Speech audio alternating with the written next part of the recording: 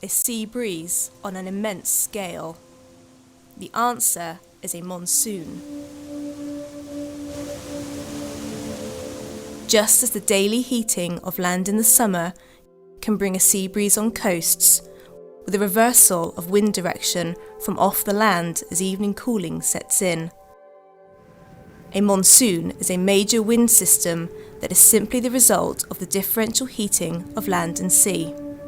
Monsoonal climates are characterised by a dramatic seasonal change in direction of the prevailing winds over a region, which brings a marked change in rainfall and leads to distinct and often predictable wet and dry seasons. In fact, the term monsoon comes from the Arabic word mawsim, meaning season. Such seasonal variations occur because land surfaces heat up and cool down much more quickly than bodies of water. This leads to pressure differences, which influences wind flow. Usually the term monsoon is associated with heavy rain, but in this seasonally changing pattern there is also a dry phase in the winter months. 60% of the world's population live in regions affected by a monsoonal climate, but probably the best known monsoon is the one that affects much of South Asia. The Indian summer monsoon, also referred to as the Asian summer monsoon or the southwest monsoon, is an interaction of meteorology and topography on the grandest of scales. There are a number of atmospheric changes that take place before the monsoon rains arrive. As the sun climbs higher over the northern hemisphere, the Eurasian continent starts to heat up. The subtropical jet stream, which moves from west to east over northern India, weakens and moves northwards, settling in a new location far to the north of the Himalayas. A new jet forms over the southern half of the Indian peninsula, the tropical or equatorial easterly jet. This jet plays an important role in the start of the southwest monsoon by strengthening the area of high pressure over the Indian Ocean.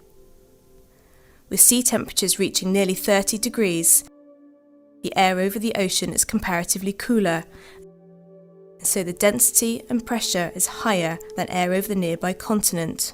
As the huge landmass heats up during the summer months, temperatures can reach as high as 50 degrees. Warm air is less dense than cold air, so the hot air over the land rises, forming a huge area of low pressure. As air moves from areas of higher pressure towards areas of lower pressure, a persistent onshore flow develops. The low-level Somali jet off the East African coast gives the southwest monsoon an extra push. The arrival of the southwesterly winds over the west coast of India in May to early June is often sudden and is referred to as the burst of the monsoon. These winds push northwards, reaching northwest India by mid-July. The high ground of the Himalayas acts as a barrier, preventing the winds from progressing further. Instead, the air is forced to rise over the foothills. When air is forced to rise, it produces cloud and rain. The Meghalaya state of northeast India means land of the clouds and is the wettest region on Earth.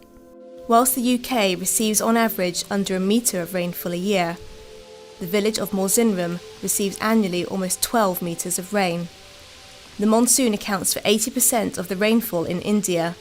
With 70% of the Indian population relying on the rains for agriculture, it is hugely important to the lives of the billions of people who live in Southeast Asia and the Indian subcontinent. A delay of a few days in the arrival of the monsoon can badly affect the economy, but too much rain can bring severe economic loss through damage to property and roads caused by flooding.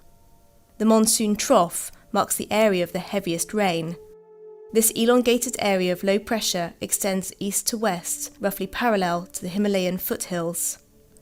The monsoon trough periodically moves north and south of its mean position. This leads to fluctuations in the intensity of the rainfall, with some areas experiencing an abrupt cease in rain, known as a break, while other areas see an equally rapid increase in rainfall. Oscillations in global atmospheric and oceanic conditions can cause fluctuations in the intensity of monsoon rains on an annual scale, with some years being more active than others. One of these oscillations is El Niño, the warm phase of the El Niño Southern Oscillation.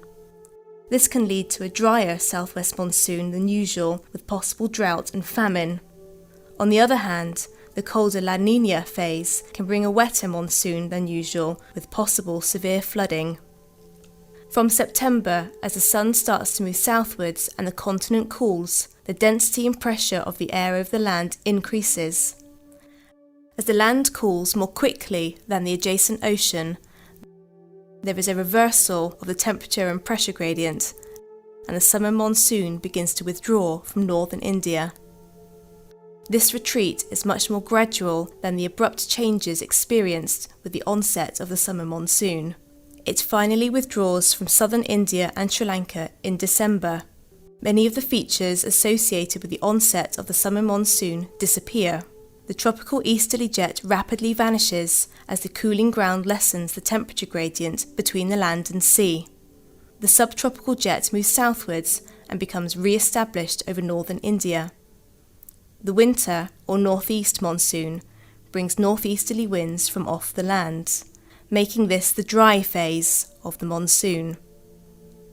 Other major monsoon systems of the world are the West African and Asia-Australian monsoons. These form using the same principle as the Indian monsoon, where seasonal land-sea temperature differences cause a reversal in wind direction and bring associated wet and dry seasons. Sometimes the term monsoon is used to refer to any wind that changes direction with the seasons. Using this definition, the European monsoon is another name for the resurgence of westerly winds from the Atlantic bringing wind and rain.